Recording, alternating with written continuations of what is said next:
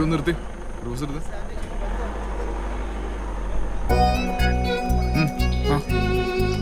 രാവിലെ പോലെ ഇവിടെ നിൽക്കുന്നുണ്ടല്ലോ, എന്താ പരിപാടി? ചാൻസ് ചോദിച്ചു വന്നാ സാർ, അകത്തേക്ക് കയറ്റി വിട്ടില്ല. എന്താ മോന്റെ പേര്?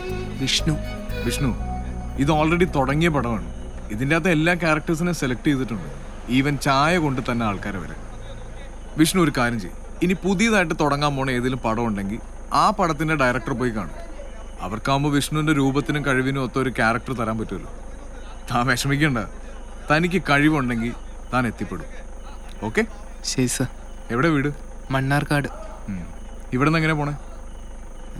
ഒരു കാര്യം ചെയ്യ്, കയറ്, ഞാൻ വൈറ്റിൽ ഡ്രോപ്പ് ചെയ്യാം. അത് വേണ്ട സാർ. അവിടുന്ന് ബസ് കിട്ടൂടോ, താൻ കയറ്. അമീന,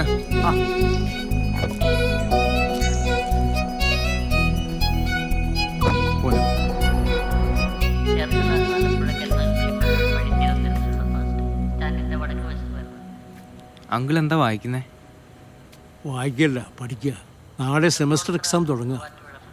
ഞാൻ BCom സെക്കൻഡ് ഇയറാ. ചിരിക്കും, എല്ലാവരും ചിരിക്കും, ഞാനും. പക്ഷെ തോറ്റു കൊടുക്കില്ല. ഞാൻ ജയിക്കുന്നത് വരെ ശ്രമിക്കും.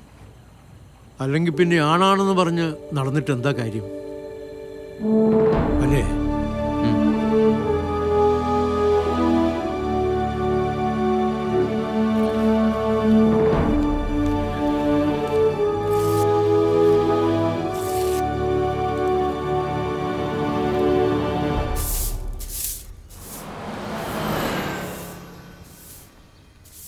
ചേച്ചി, ലൂക്കാച്ചാ, ആ ഗേറ്റ് ഒന്ന് തുറന്നേ.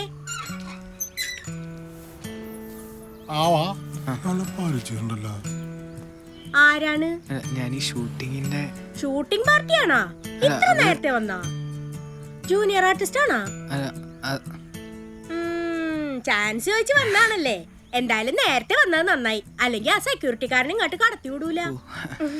നല്ല ചിരിയാണ് കേട്ടാ. മോൻ വാ. ഇതിലൊക്കെ കയറി പറ്റാനുള്ള ബുദ്ധിമുട്ട് എനിക്ക് നന്നായിട്ട് അറിയാവേ.